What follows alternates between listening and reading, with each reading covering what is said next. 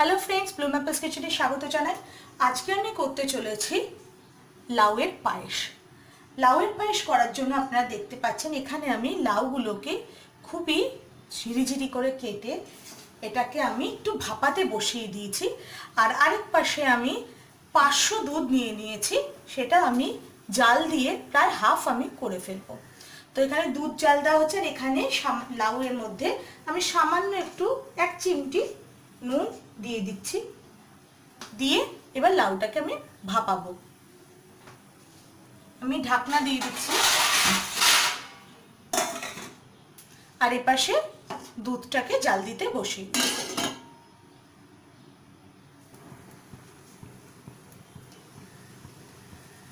দুধটা কিন্তু জাল দেওয়া হয়ে আসছে।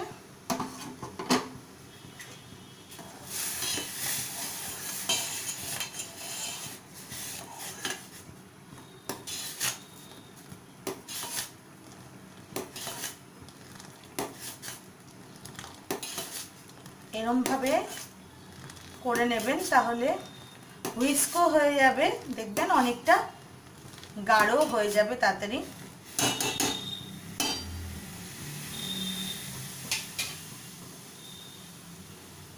গ্যাসটাকে একটু সিম করে দিলাম, এবার আবার ঢাকনা দিয়ে দেব। আর অপোজিটে লাউটা কিন্তু ভাপানো হয়ে আসছে।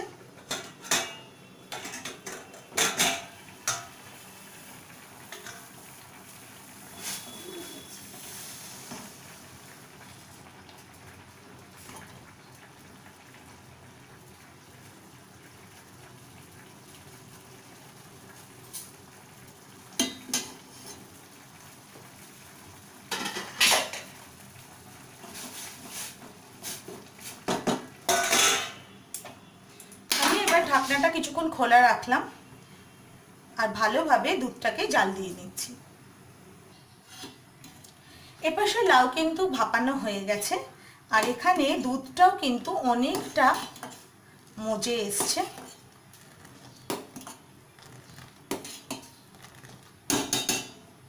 এবার আমি লাউটাকে ছেঁকে ফেলবো। আমি ঝাঁঝরিতে লাউটা কিন্তু ঝাড়িয়ে ফেলেছি। এবারে চিপে চিপে যেটুকু এক্সেস জল আছে সেই জলগুলোকেও আমি বের করে দিলাম।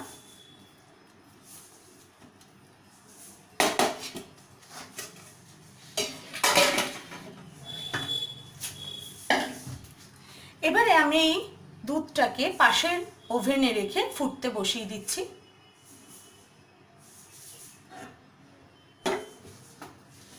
আর এই ওভেনে একটি ফ্রাইং প্যান নিয়ে নিচ্ছি।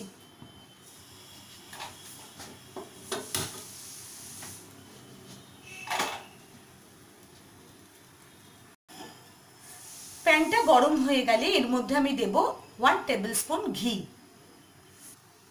ফ্রাইং প্যান গরম হয়ে গেছে, এর মধ্যে আমি এবার 1 টেবিলস্পুন ঘি নিয়ে নিলাম।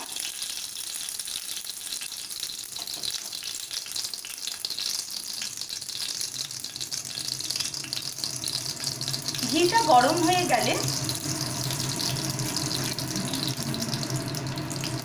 আমি এর মধ্যে দারচিনি এবং গোটা এলাচ ফোড়ন দিয়ে দিলাম।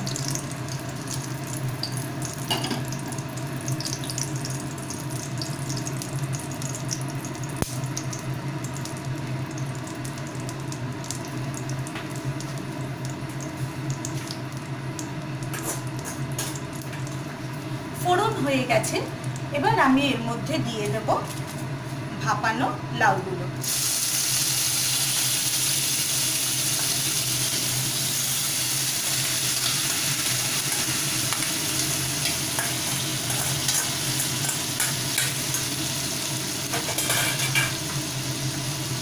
ভালোভাবে একটু ফ্রাই করে নেব।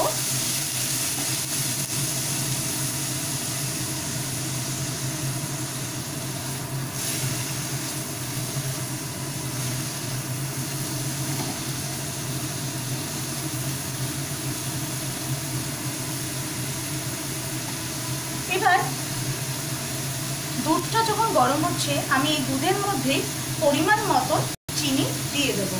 চিনিটা কিন্তু নিজেদের ইচ্ছে অনুযায়ী, যে যেরকম মিষ্টি খেতে পছন্দ করে সে সেরকম চিনি ইউজ করবেন।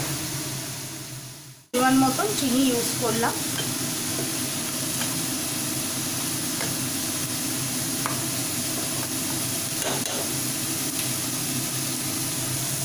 দেখতে পাচ্ছেন ভাজা করার ফলে লাউগুলো আর কিন্তু স্টিকি নেই, বেশ ছাড়া ছাড়া হয়ে গেছে। আরও কিছুক্ষণ ভেজে নেব। আর এপাশে এই দুধের থেকে সামান্য একটু দুধ আমি এখানে বাটিতে তুলে নেব।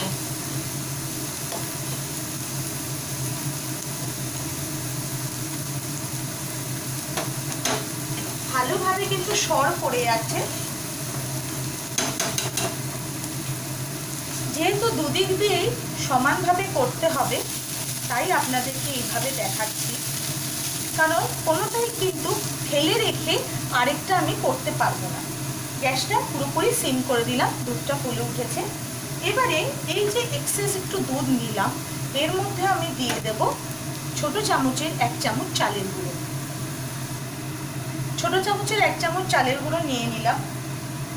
এবার এই দুধে মিশিয়ে একটা ব্যাটার করে নিলাম।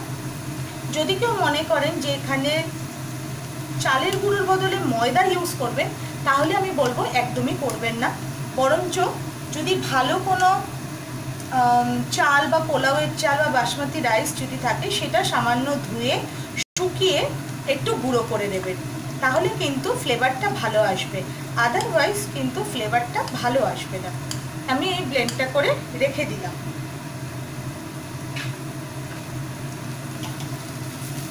এপাশে কিন্তু লাউটা ভাজা ভাজা হয়ে গেছে। এবার আমি এপাশের গ্যাসটা অফ করে দিলাম এবং এই দুধের পাতিলাটাকে এপাশে ট্রান্সফার করে নিচ্ছি। দুধ জাল দেওয়া কিন্তু হয়ে গেছে, অনেকটাই কমে গেছে। এবার আমি এর মধ্যে ভাজা লাউটা দিয়ে দেব।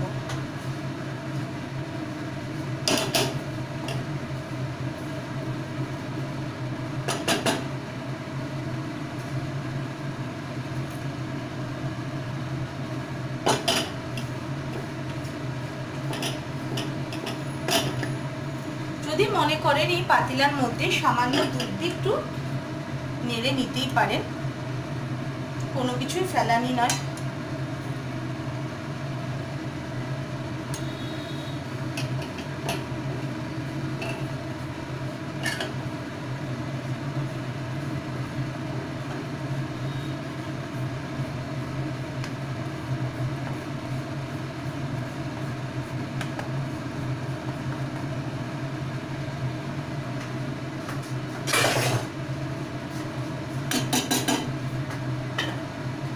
এবার ভালোভাবে মিক্স করে দেব।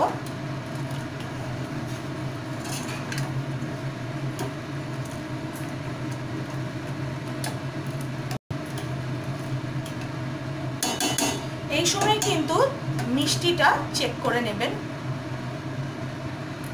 এবারে আমি উপর দিয়ে চালের গুঁড়োর যে ব্যাটারটা বানিয়ে রেখেছিলাম সেটা আমি এবার এর সাথে মিক্স করে দেব।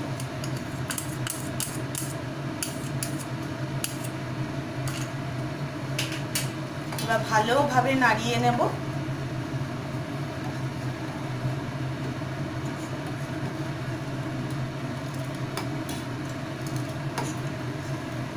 আপনারা দেখতেই পাচ্ছেন কতটা ঘন হয়েছে।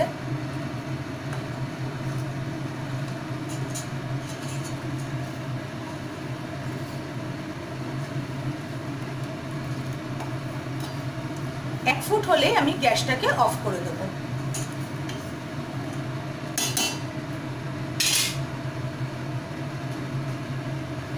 এক ফুট হয়ে গেছে, এবার আমি গ্যাসটাকে অফ করে দিলাম এবং আমাদের লাউয়ের পায়েস রেডি হয়ে গেছে। এটাকে আমি এবার সার্ভ করে দেব। সো ফ্রেন্ডস, আমাদের লাউয়ের পায়েস কিন্তু রেডি। তো আপনাদের যদি এই রেসিপিটি ভালো লেগে থাকে তাহলে লাইক করবেন, শেয়ার করবেন, সাবস্ক্রাইব করবেন এই চ্যানেলটিকে। ফিরে আসবো আবার নানান রকম রেসিপি নিয়ে।